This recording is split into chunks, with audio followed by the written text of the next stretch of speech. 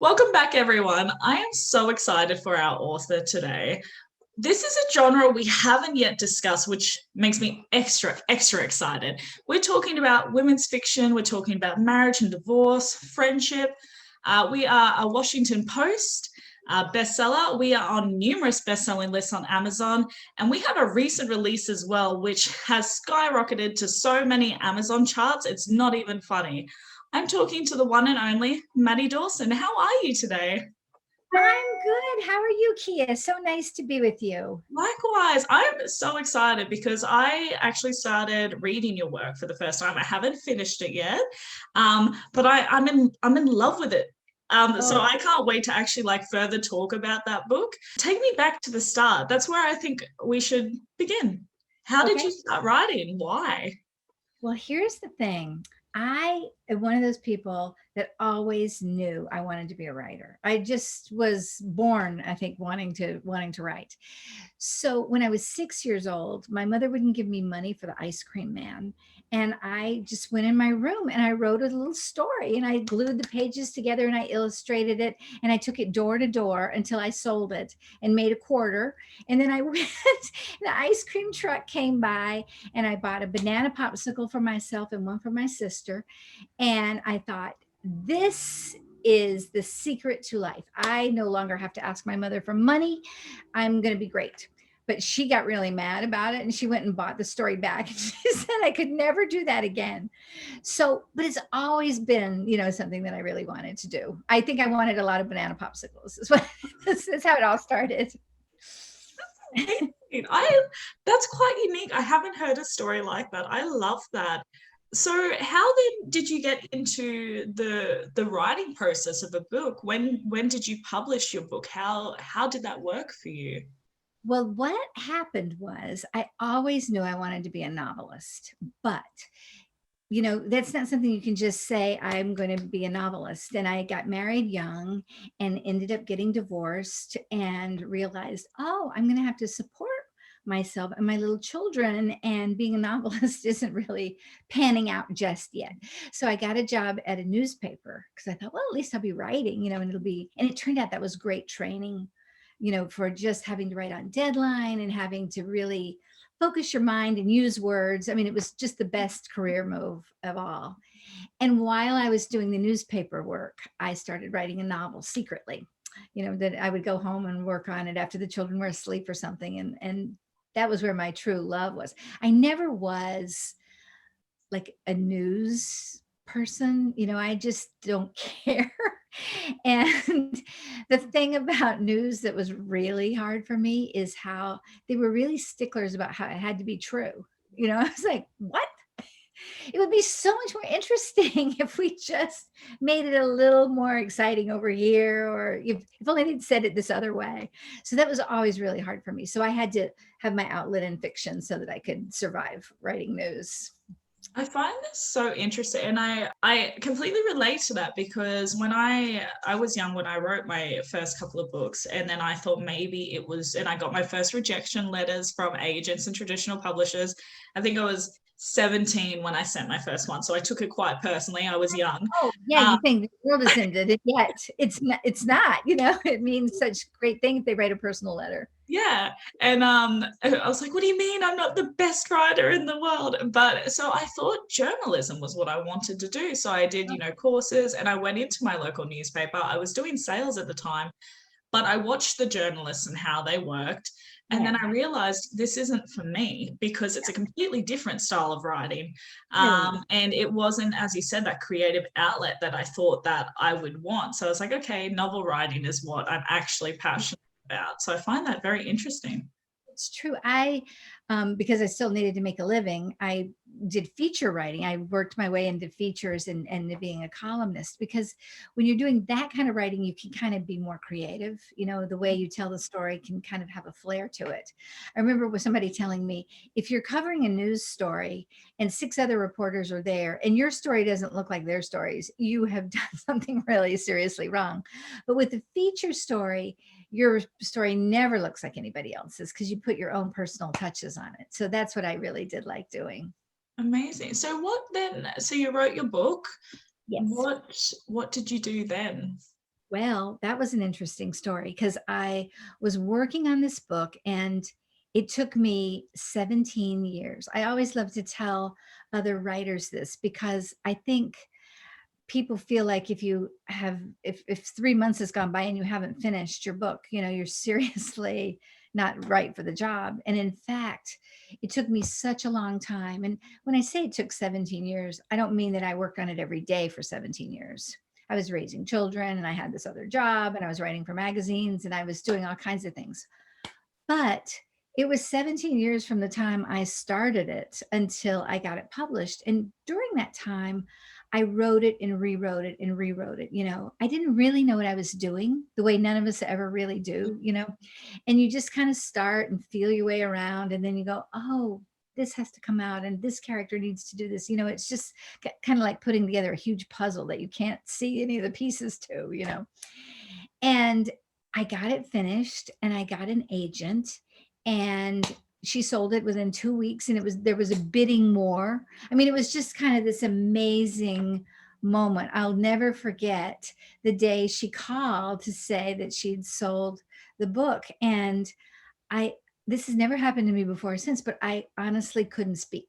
I just was holding the phone and she was, going on and on about it. Yes, well, this is bidding war and this bid came in and this bid came in. And what do you think we should do? Which one should we pick? And I was like, I couldn't make words. I was just like, and my family was all running over going, are you okay? Are you okay? Are you okay? And it was just, finally the agent said, maybe we should talk tomorrow. You clearly can't cope right now.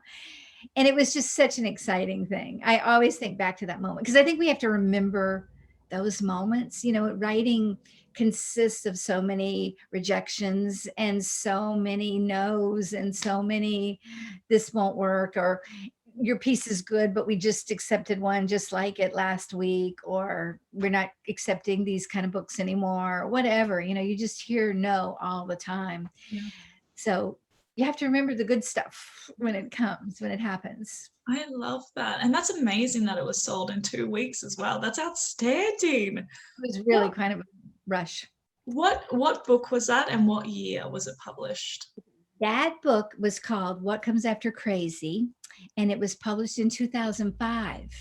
And it's under a different name, which is, one thing we maybe should talk about is that Maddie Dawson is really a pen name. Oh. And my real name is Sandy Kahn Shelton. Okay. So I was writing under that name and then wrote 4 novels or 3 novels under that name. And then they said, we think you should change your name because you've kind of switched genres and we need you to appeal to another whole audience. So I switched to Maddie Dawson. So the other books, except What Comes After Crazy, have all been switched over to be Maddie Dawson books. But What Comes After Crazy is still a Sandy Kahn Shelton book. And wow. Did you have any, I am curious about when writers get pen names, some choose to do it deliberately. I guess, did you have any sense of sort of restrictions, or you didn't want to necessarily change your name? Because I know some authors are proud of putting their name to everything. I know it was, it was a funny thing. My writer friends were all like, you shouldn't do this. This is really not, how can you not have your name there? But I didn't feel attached in that ego sense to it. I wanted to keep writing, and that was sort of the ticket to keep writing. Mm-hmm. They had kind of made it clear that if I didn't do it, they weren't going to publicize my next book. They were just, it was kind of like, this is it for you. You're going to take a name or you're not. Mm-hmm. So I took the name happily. And there's kind of like, there's kind of a freedom to it too. Yep. It is removed just a little bit, from who you really are. And you have to make up an identity for that person. Now I'm sort of out as that both names are me, but at the time it had to be a secret, and it was both. Wow. How many books have you published now today? I was afraid you were going to ask me that. I never really count them up. You lose track. A friend of mine said, you just aren't the kind of person who knows how many books you have. But I've done 3 nonfiction books that are about parenting that kind of came out of my humor column that I wrote for the newspaper. And then the novels. And the novel that just came out is the 9th novel. Amazing. Congratulations. When did you become full-time novelist then? Was it almost immediately, or was there a transition period for you? No, for a while. As you probably know, writing novels is not the, highway to riches that so many believe. So it took a while. It really did take a while. And as probably is happening in Australia too, I don't know, but journalism and newspapers have really taken a hit in the last few years. And so my paper was downsizing, and it seemed like it was a good time to take a buyout and then turn to fiction full time. And so that's kind of what I was able to do. And that was in 2012. Yeah, so since then I've been writing books full time. Yeah. I want to talk about your recent release, The Magic of Found Objects. Can you, for those who are watching, can you tell us about the book and the inspiration behind it? Sure. The Magic of Found Objects is a book that's near and dear to my heart because it has 2 things about it that I always did want to write about. And one of them is Woodstock, the music festival that took place in 1969. I've been fascinated by Woodstock, and I've read all these books about it. And my uncle was a rock musician who almost got to play at Woodstock. He was produced by Jimi Hendrix, who did get to go and play at Woodstock. But my uncle's band was traveling with Jimi Hendrix at the time, and they helicoptered Jimmy in, but left the other bands behind because they didn't think Woodstock was going to be that big. It was like just this little festival that was going absolutely nowhere until it went boom. So anyway, so I have this little family history about it. And the other thing that the book is really about is 2 moms. I don't know if you've gotten that far with it yet, but Franzi, who is the main character, was conceived at Woodstock. Her mother, who was this witchy hippie woman, met her dad, who's like a New Hampshire farmer's son, who comes to see the mud and the music and everything, and falls in love with this hippie there, leaving his girlfriend back home, sort of desperate and destitute. And he gets her pregnant and he marries her, and they, of course, are mismatched and can't really make it work. Ends up going back after they divorce and marries his girlfriend, who's really waited for him. So Franzi's kind of raised by both of these women, the farm wife who's practical and generous and does all the hard work and really raised her, and her flighty, flaky mom, who's this hippie, and who The Magic of Found Objects is really about her, because that's what she does, is find objects and make art out of them. Yeah. So that's kind of my story too. I had a dad and mom who met and should have probably never married, but that was what you did back then. You got married right away, and I came along 11 months later, and, they just couldn't make it work. So they ended up getting divorced. My father married his childhood sweetheart after that. And I had these 2 moms who really each gave me something that I needed in life. One was creative and full of shenanigans, and one was very loving and practical and secure. And, you kind of feel I think Franzi grows up feeling those forces both inside her. She doesn't know really who she is or what love is because of this. That's really how the book the germ of the book came. And then the story is a contemporary story about her trying to decide whether to marry her best friend or hold out for a love that may never come, and magic. I'm so excited about this because I have only, as I said, I could only start reading it last night, but I am loving it. No, I'm sorry I couldn't get it to you any sooner. But I already love it, and I have only just got to the part where the best friend has madly proposed. Yes. Oh, yes. Yes. And it's quite fun. It is quite funny too, especially when he asked him if he can have the zip tie back for Right. break. I was like, that's brilliant. Ring, yeah. It's Yeah. so good.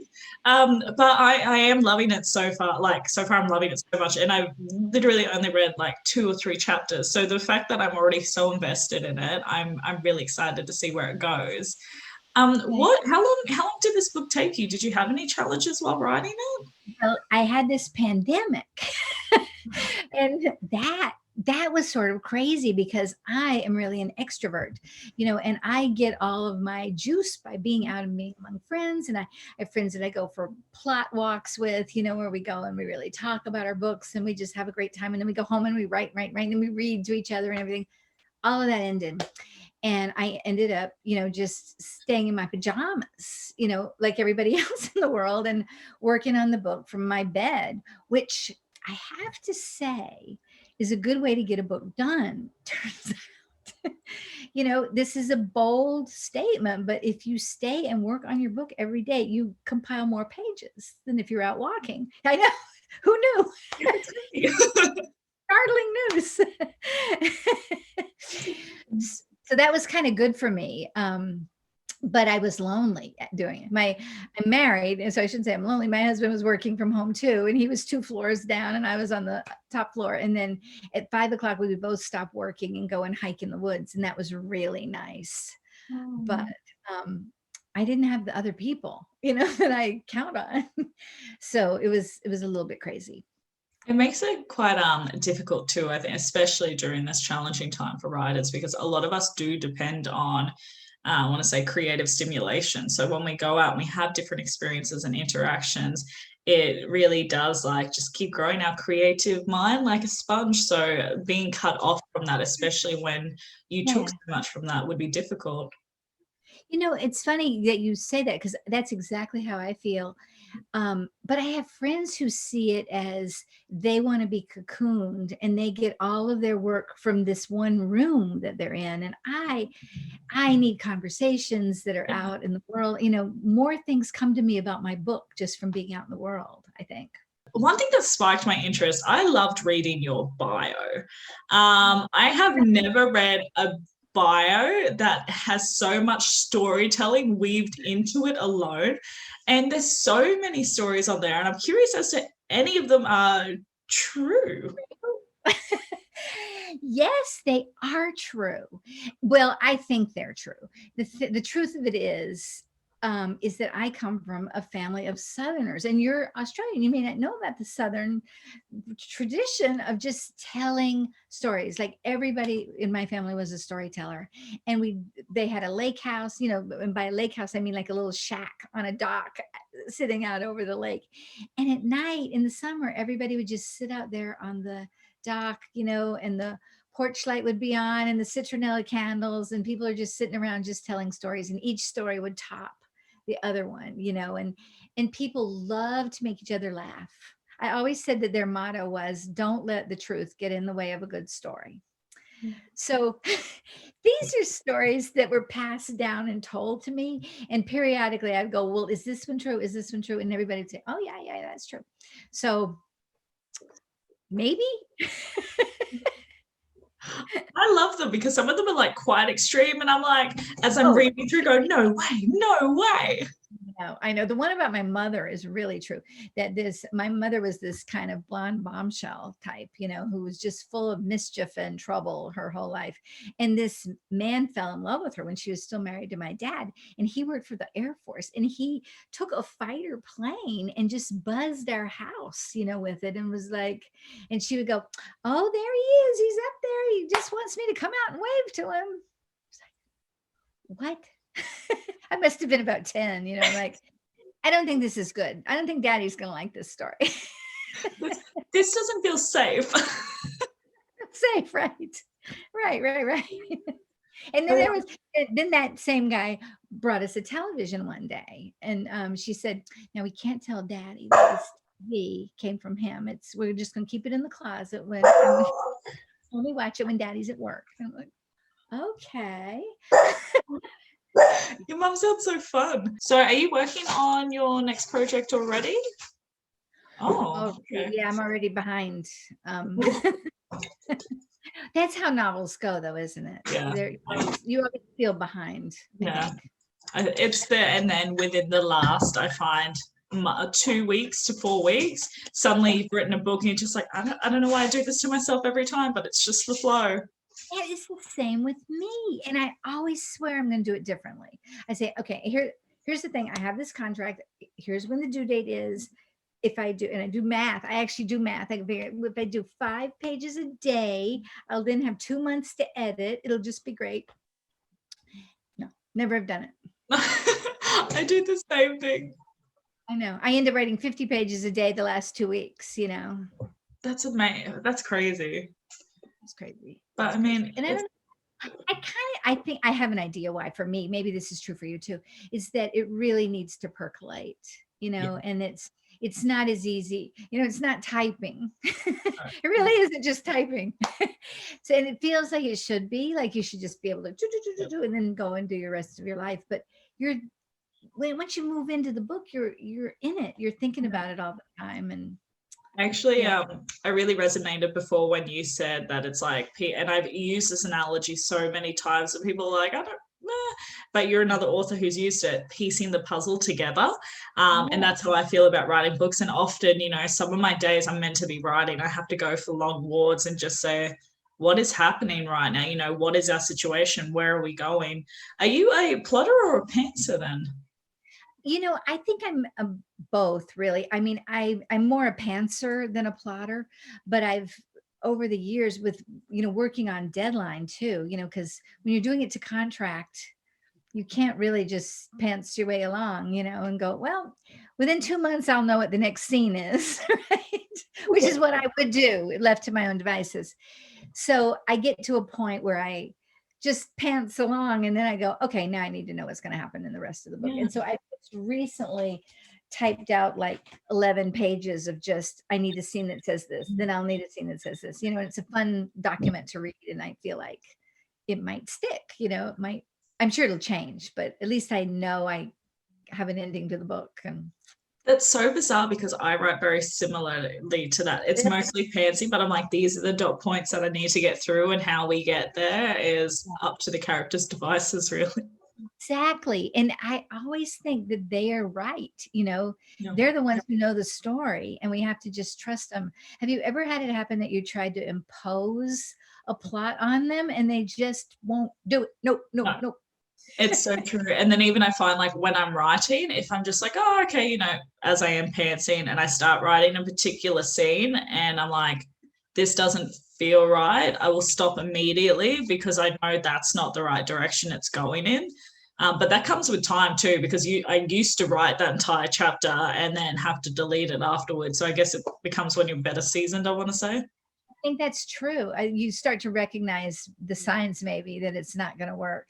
There's this wonderful book by Ursula Heggie, and I don't remember the title of the book, but it's the story of a writer, and she talks about how she's home writing all day, and then she goes to the grocery store, and as she's pushing her cart along, like, her main character plops down in the cart, and as she's pushing it through the store, and he says, you said I'm doing this thing over here. I'm not going to do it. I'm just not going to do it. You have to rewrite. You have to do something else. And she's arguing with him as she's doing her grocery shopping. And it feels like that sometimes, doesn't it? Like, you really argue with them and think, come on, you are marks on a page, technically.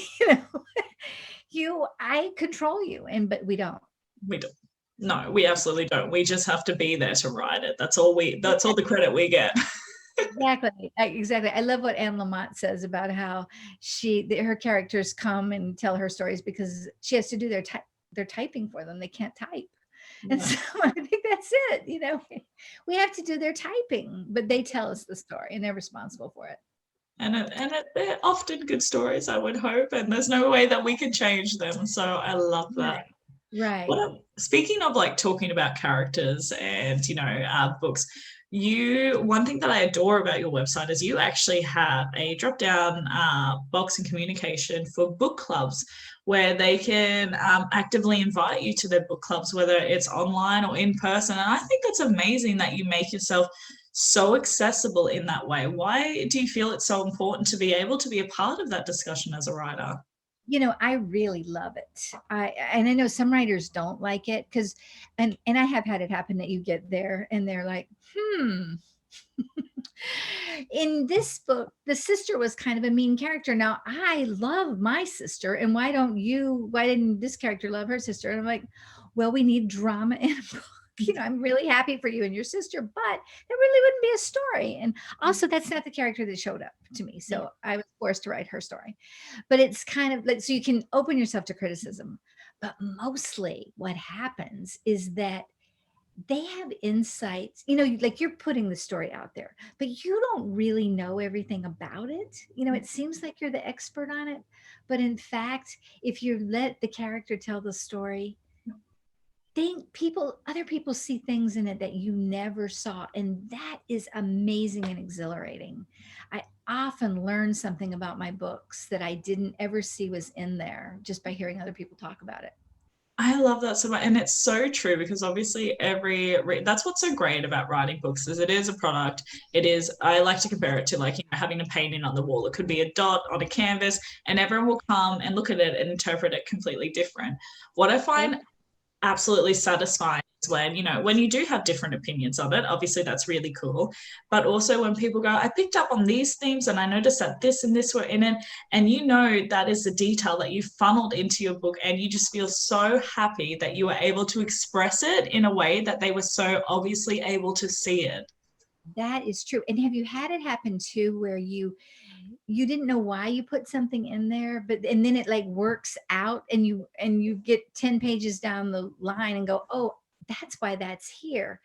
And sometimes people pick up on those things, and it's really kind of amazing. It makes you feel like, and this sounds really weird to say, but that their opinions and their thing that they see in your book is just as legitimate as the things you see in it.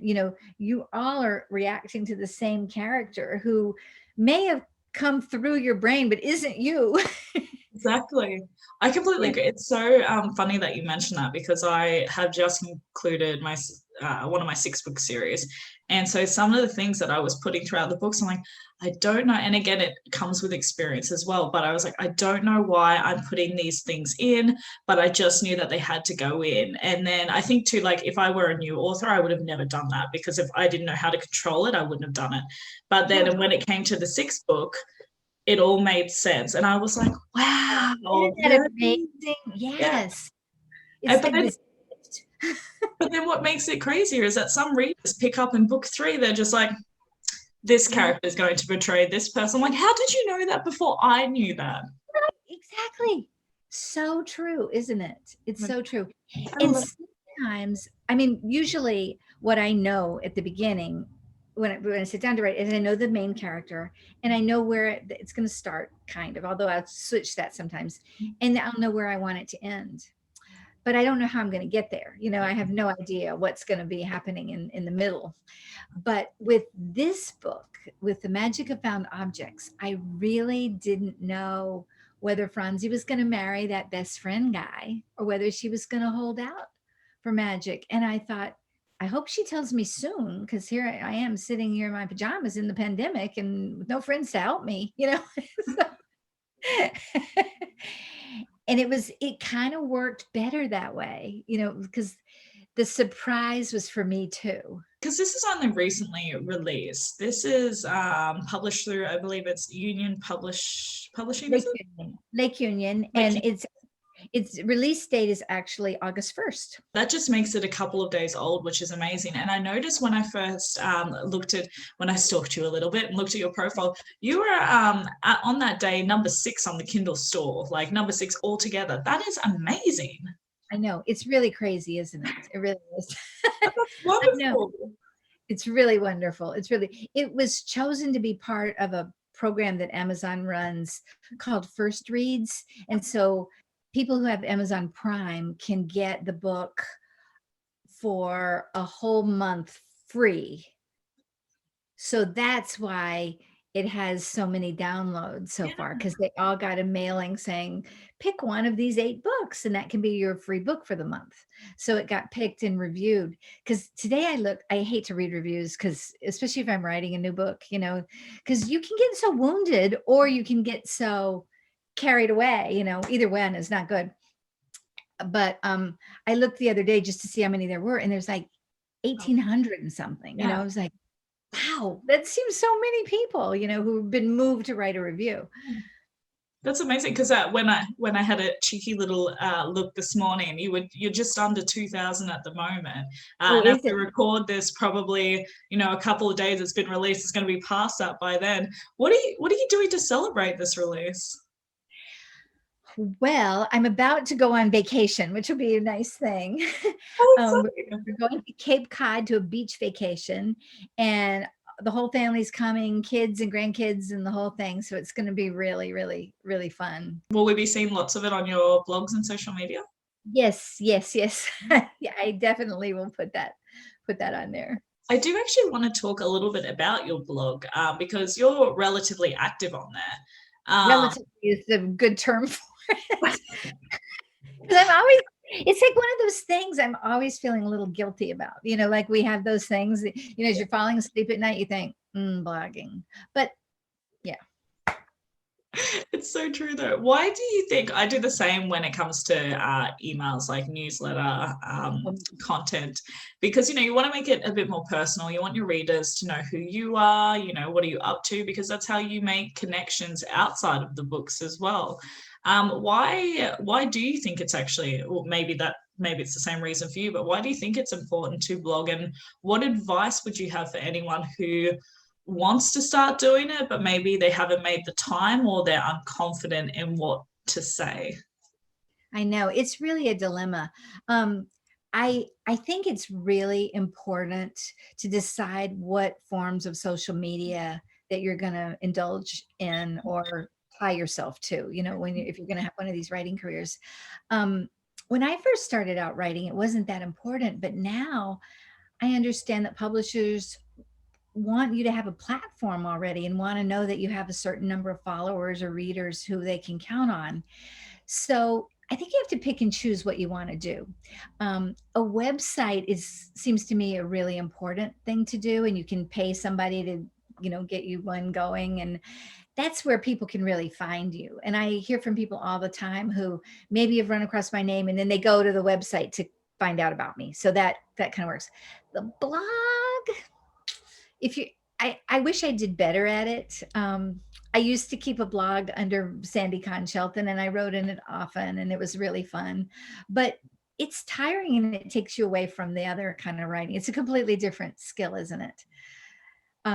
And I do a newsletter, which I would love if people would subscribe to. I don't promise not to, put too much in the box, but it's, if you go to maddiedawson.com and then /newsletter, you can sign up, and it's, and that's where it's a funny, newsletter, and has things about books and, life and all that kind of thing, and lots of pictures.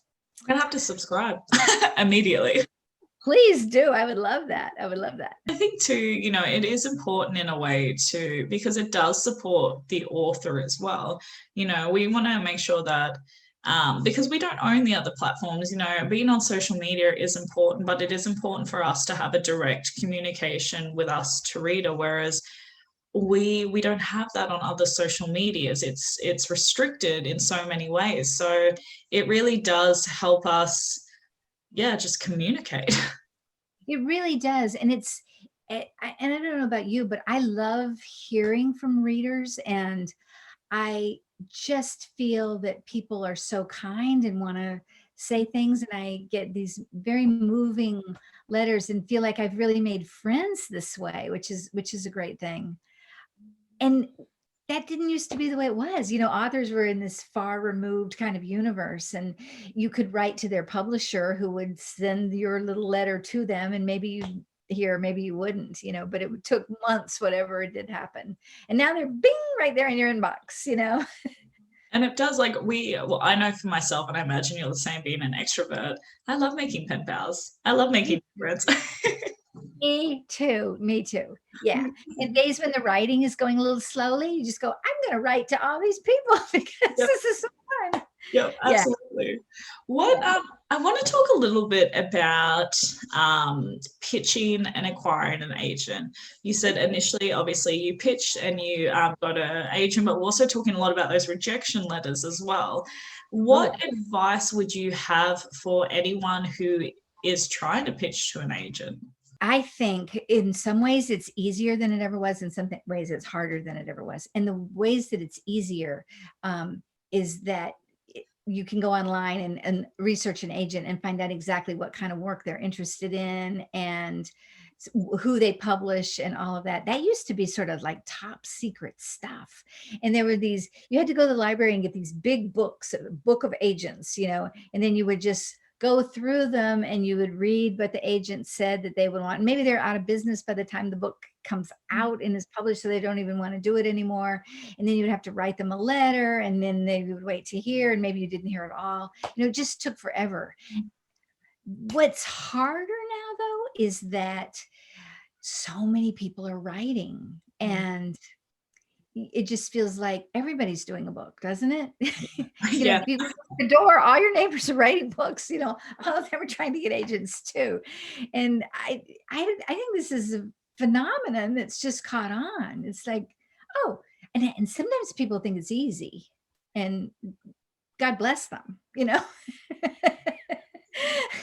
but finding, and it's harder to pitch stuff yourself now and have it unagented. Really, you pretty much have to have an agent for just about every publisher. So it's trial and error, really, finding one and getting the right one. You want it to be the right fit. And from what I understand, don't ever go with one that charges you a reading fee. They have to be, they only can get their commission. That's the way they work. It's very unscrupulous if they are charging you up front to. I didn't realize that was a thing. That's quite terrifying. It is terrifying. It is, and people get scammed a lot by that. You think? I think pitching too is very difficult for authors because we're used to being a creative writer. Obviously, writing a blurb is difficult. Writing a pitch is harder because we don't know how to write a synopsis. We don't know how to, put all of our 100-something thousand words into a short, engaging, impactful message. And also we're aware that so many submissions are being put through, so you really need to stand out. And I think a lot of authors don't know how to do that. Do you have any tips in that regard? Because you do have some copywriting experience itself. You have to do it at first, and then you never have to really do it again, which is a nice kind of thing, because I think that's the hardest kind of writing, to tell you the truth. Just to boil it down, because maybe this is true for you too, but when I'm writing a book, I don't know what's really going to be the interesting part of it. I've heard the first draft is really you telling yourself the story.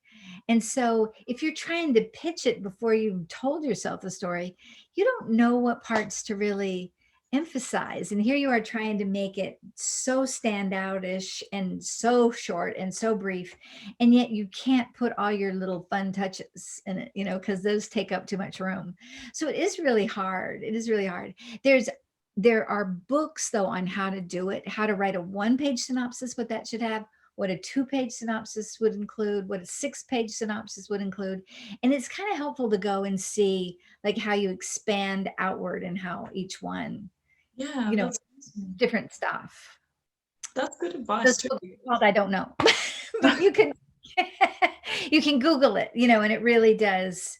There's people that are experts at this, but I have a hard time with it. I think every writer I know, it's the thing that they hate the most. Wonderful. And you did make a good point before also, is to make sure that you find the right fit for you as well.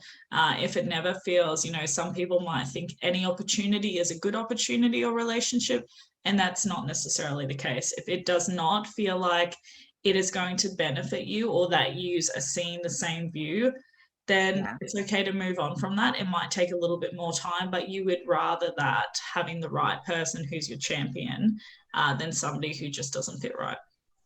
That is so true. And I think it's so tempting for writers to do just what you're saying, take the first agent that is interested in them or seems interested. And then it's like a bad marriage, it really, because they need to be on your team completely and really believe in you, and you have to trust them. And it's an intense relationship. Yeah. And I think too, if for those who might have been thinking about jumping on ship with the first agent, and it isn't a right fit, to me also that expresses that you don't necessarily understand what an agent is there for you to do for you, should I say, because it is such an intimate relationship. It is your project, but it then becomes our project. Really, So you need to look forward to that. and I find too, I've had a few agents, and the one I have now, we've been together through all of my fiction stuff. And when they're not right, you have to go. It's just really the only way, and mutually a good decision for both of you. What different agents think their job is different too. Like some really want to edit all the work for you, and some just want to be there sending it out. And I figuring out what you're comfortable with. Do you want, yeah. And they have to be able to be friends with the editors. I mean, one editor explained to me, I want to feel happy when I hear it's your agent on the phone. I don't want to be like, oh. I want to, and not weaving into any particular detail, but you've now been publishing for 16 years. So during that, I'm assuming that you've had, different opportunities. You've had perhaps different agents, different publishing houses, and that in your career path, these things will change. Your goal might change and you might need a new champion for that. Am I assuming long term that is correct to say? Yes, absolutely. And I don't think it's always necessarily true, but I really started out doing nonfiction and nonfiction humor books. There were essays, and my publisher was St. Martin. And then after that, I wanted to do fiction, and I started writing for Shea Earhart, which was a division of Crown. And I did that for a while. And then I was sort of a mid-list author there, and it was a huge publishing house, and they were wonderful, but I wasn't their priority really. So when it came time, my agent said, "Why don't we try Lake Union?" I've just heard such wonderful things about them, and they they're so attentive, and they see the author as the consumer, so they want to help you. Like, what was your experience like? Were you happy with the art? Were you happy with the way we managed everything? And it's really been a completely different experience. You feel like they really care about, I mean, all of them care, but they have so many books and so many huge authors that they're putting time and attention into. And with Lake Union, I feel that they really kind of help us all along. Yeah. Do you know you're the third author that I have interviewed who has been a publishing branch from Amazon, and all the other two authors also spoke very highly of Amazon as a publisher. It's really amazing. It wasn't what I expected. I thought that they would be the biggest one yet, and that really wouldn't, be that way. But the people who work there are just devoted and dedicated, and you can just call them up and chat about the plot and chat about the marketing, and they really do try, and they've just been wonderful to me. Amazing. I love it. And is this your first? This isn't your first book with them, is it? This is again, with the math. This is my fourth one with them, and then I'm writing the fifth one with them. Yeah. Oh, that's wonderful. One thing I do want to really talk about too is you are a Washington Post bestseller. Can you tell me what book that was, when you found out, how you found out, and how did you celebrate? That was quite a moment. That book was Matchmaking for Beginners, which is a book it was my first book with a little bit of magic in it. Mm-hmm. And I wrote it because I wrote it in 2016 when the world felt like it had suddenly changed. Everybody was mad. Everybody was grouchy. It was like sides taken on everything. And I just crawled off and wrote this little funny book about magic, and it's not magic like practical magic or anything like that. The people who do the magic they get it wrong half the time, but they just have this belief, sort of this optimistic belief in love, and everything works out for the best. And, they see signs everywhere, and, they have little books of spells that they pull out and try to do things. So it's just kind of this endearing magic kind of book. And it was matchmaking for beginners. And it just soared. I mean, it really is, it's my book that's done the best. And that's the one that became a Washington Post bestseller. And I was on the train coming back from New York when there was a ding on my phone, and somebody wrote to me and said, "Guess what? You're number 5 on the Washington Post list." And I was like, "What?" And I screamed. I was just like out of my mind screaming. So it was so exciting. It was really very exciting. What did you do to celebrate? I think we went out to dinner. We got champagne. It was like really a fun kind of time. It was great. That's amazing. Congratulations. Thank you. Thank you. It was really kind of a really fun thing. I'm a little bit curious too, as you're talking about having magic in your books and, high optimistic and all good things in love. Is that a little bit of you trickling into your books? I think so. I feel I feel optimistic about things, and I also feel that there's love out there for everybody, and that often we have these, determinations ourselves of what we will accept and what it has to look like, and absolutely how it is.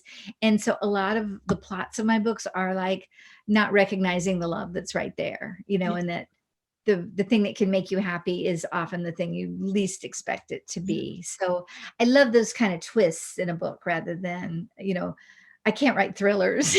I have no idea how to write a thriller, but these are just sort of fun for me. And also I feel it's an important message too. It's not just frivolous. It's really a philosophy of feeling like you matter in the world, and that you're important, and that you need to live the life you want to live. Yeah.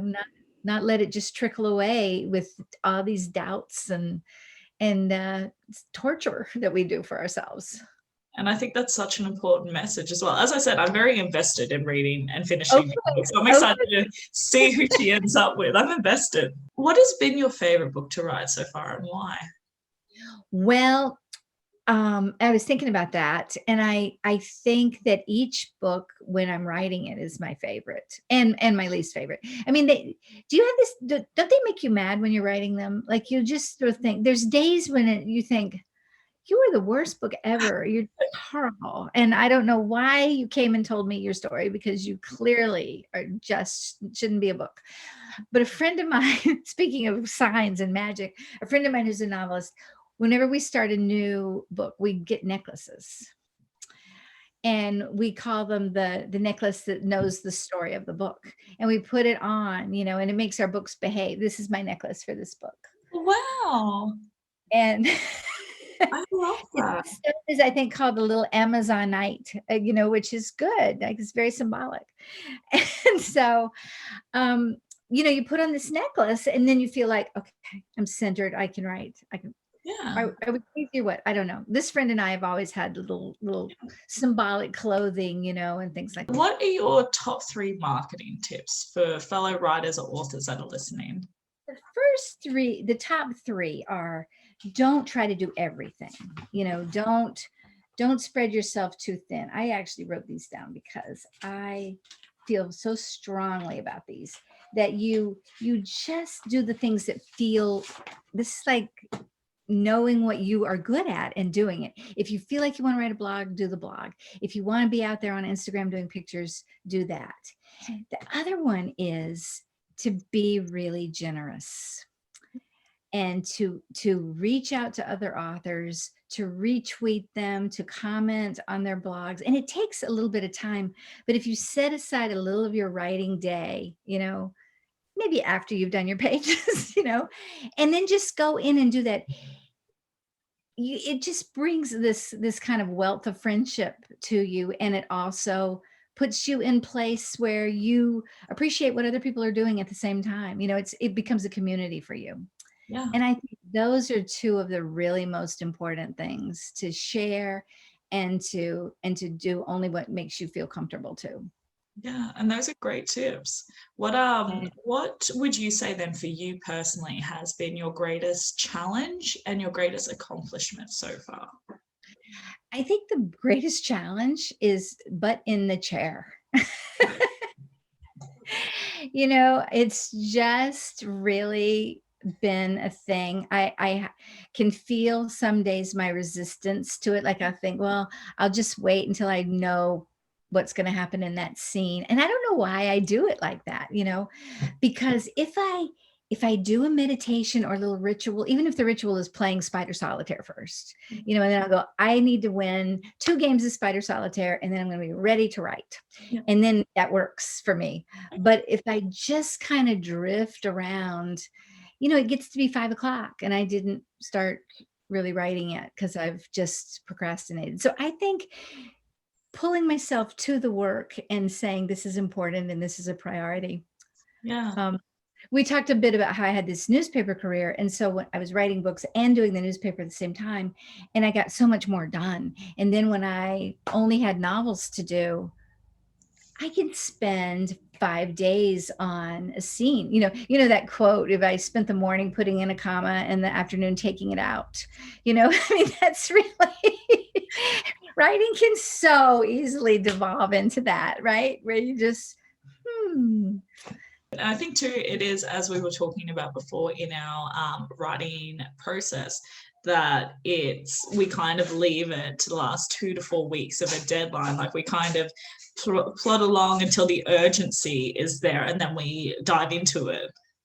I know. And also, I think we get too perfectionistic too, like we don't want to do it because we know we can't do it perfectly. Don't you want to just sit down and write the final draft first? It makes me absolutely mad that I can't write the final draft. Like, why can't I? I've done all these books. I should just be able to do it. And yet I have to write it badly and I have to accept that it's bad. And then I can go back and change it. And it's still so hard. It's still so hard to do that. So this is my favorite question to ask. What is the goal that you're chasing? What is the dream that you're after? What is the dream I'm after? I feel so happy to be able to be working on my 10th novel. I just can't even tell you how when I started out, that just seemed like an impossible dream to get to 10. And I'm amazed really at how when I finish one, that another one it's like waiting there for me. And I couldn't tell you what it is until that moment. And then it just kind of shows up and starts telling me a story. And I think that's my goal, just to be able to keep doing that, to be able to keep channeling these stories and staying open to hearing what the stories are, and not trying to railroad them or make them be something, just trusting in the process. I think that's been my goal and challenge.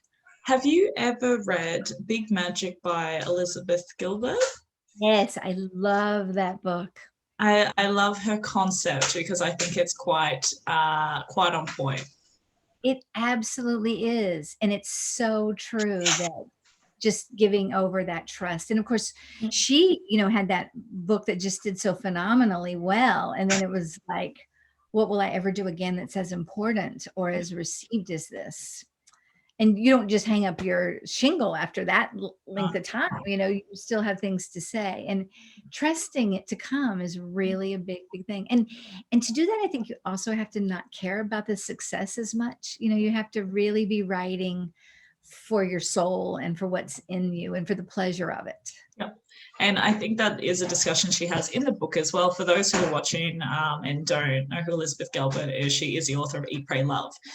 So she obviously has done really, really well with that book. And Big Magic is basically her concept and idea as to where we as artists receive our messages and receive our divine inspiration, so to speak. So it's a really, really interesting book. I loved it. I do have, so we're on to our last segment. It's called Speed Dating with an Author. So you and I are going to go on a very romantic date. I lit a candle. I created ambience. I have my iced tea, so I have my tea also. So it's a tea date, a coffee date. So are you ready for the rapid fire question? I'm ready for this. Yes. What's the clumsiest moment you've ever had? Oh, the clumsiest moment I've ever had. Well, I'm not a very athletic person, and I was like always chosen last in gym class. I was always tortured. And when I grew up and I thought, I'm going to overcome this, and my boyfriend and I went skiing with some friends, and I didn't know how to downhill ski. We went night skiing, and they had skis for me. They put them on. They said, it's really easy. You just get on this chairlift, go up to the top, chug, chug, chug. It was beautiful. I'm looking all around. And it started to occur to me that, oh, we're going to get to the top of the mountain. And then I'm going to have to get out of this chair and ski down. And how do you even get out of the chair, right? What is that process like? What's going to keep me right? So I decided that I would just sit there with my head down, and that they would let me ride around, in the chairlift back to the bottom, and I would quietly get off. No, they stopped the whole thing. Why didn't you get off? And I said, because I don't know how to ski. And the guy said, you maybe should have thought of that before you got on. So he lifted me down and then said, just kind of walk over around this corner, and then you'll see the hill. And it was this hill that was like this, and it went like this, and then it had a flat part, and then it went down again, and then there was a lodge at the bottom with a bank of glass windows. So I was 19, and I was, okay, I've been called a wimp my whole life, a physical wimp. I'm just going to go for this. And I just stood at the top of the hill. I pointed my skis straight, and I had my poles. I thought the poles were for maybe when you wanted to stop, you would just, this was a very clumsy moment. And suddenly I just start down, and I am flying. Like people are scattering out of the way for their lives, as they should have. And then when I was going so fast, I couldn't believe it. I, put my poles down to stop myself, and the poles are gone. My hat's gone. And I was completely terrified. I still can remember that feeling of just being, this is how I'm going to die. And people would ski around me and going, go diagonal so you'll slow down. Start doing your ski. Finally I got to the flat part, and I slowed, and then I just rolled, and rolled into the snow and lived. Nearly, I think probably I should have been arrested for the people that had to completely scatter. Nobody was hurt as far as I know, but that was a pretty clumsy moment. That is brilliant. Like, not brilliant, but like that is a great story because you lived to tell the tale. That is a great story. It was a good thing about being able to live through it. But yeah. And then I had the other half to still do, and I was like, okay, but I went that very slowly doing that, and just kind of sideways. And you've never skied again, have you? No. And I think this is my service to humanity, is not ever skiing again. It's a favor I'm doing all the rest of you. So what are 3 words that you would best describe yourself with? I think I'm spontaneous, and I think that I'm optimistic, and a procrastinator. Oh, I like that one. What song best describes you? Well, I was trying to think of what that, because you sent me that question. I was like, a song that describes me. And I asked my husband, and he said, don't worry, be happy. That's a good song. That's a good song. That's a good song. I aspire to that. It is 3 o'clock in the morning, not really where I am, but it's what I try for that one. All right. Then what is your life motto? My life motto actually came from the book Matchmaking for Beginners. And there's an old woman in that book who's the one who is the matchmaker, who is teaching this younger woman how to be a matchmaker. And her motto is, whatever happens, love that. And I love that motto and try to live it. It's very hard, but if you think about it hard enough, you can see that it's really this spiritual model of that it's wonderful to be alive, and you're going to experience so many things that are good and bad and sad, and all of it's just part of the big tapestry of your life, and all of it has some meaning, and you have to learn to love it and accept it. And some things are harder than others, but you can come through them all. And I think that's what that means. And that's what I try to live. That's a beautiful motto. What Thank is you. a unique talent or skill set that you have that not many people know about? I can always get a parking place. So me and my sister do this thing where we always, before going in, we say, "Thank you, parking fairies, for the car park," and we will always find a car park. Always. And sometimes it's really miraculous how you'll just be driving and every place is taken, and then somebody's just pulling out right in front of the place you need to be. It's amazing how it happens. But have you noticed that if you ever have the slightest little doubt, it doesn't work? Yep. You have to really, really, really believe. You have to be assertive when you go into car parks, guys, and know that you're going to get a car park. You have to really know. You have to really, really know. This is going to be the highlight of the clip. This is how you get a car park. We will show you the way as rule number 1. Teach this. Yes. We'll start doing a course on it, a class on it. I know. I think we should try to expand it to other things too, because clearly a lot needs fixing, and we could maybe do that too. I'm ready. Let's do it. We'll start creating prodigies and spread our message into the world. Exactly. I love it. So what is coming up for you? What are we on the lookout for, and where do we stalk you?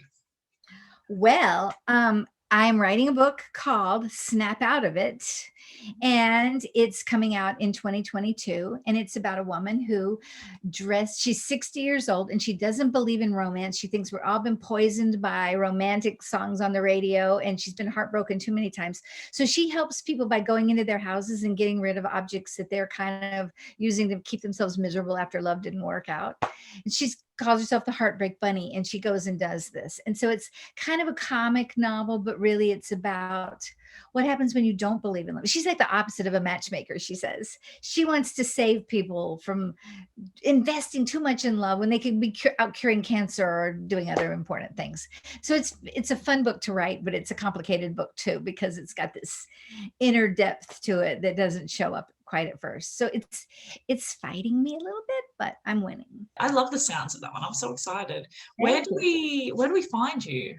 I am at www.maddiedawson.com, and Maddie is MaddieDawson.com. I'm also on Instagram at the little @ thing, Maddie Daws, DAWS. And on Twitter, I'm at little @ thing, Maddie Dawson 1. And I'm on Facebook, Maddie Dawson author.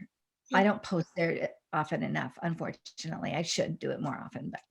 And my newsletter can come right into your inbox, and just go and subscribe right on the website. There's a little box to do that.